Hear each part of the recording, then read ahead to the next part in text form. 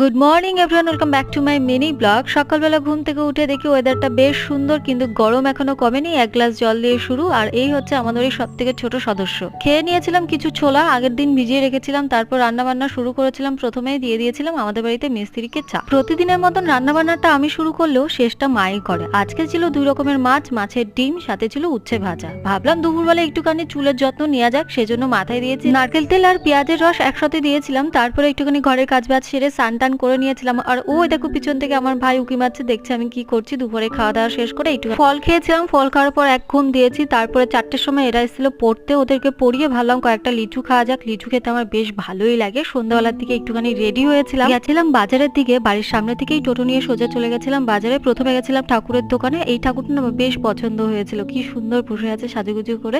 ঠাকুরের জন্য কয়েকটা জামা দেখছিলাম, ফল নিয়েছিলাম, আর কয়েকটা জিনিস নিয়ে সোজা বাড়ি। আর একা একা বেশিক্ষণ ভালো লাগে না বাজারে।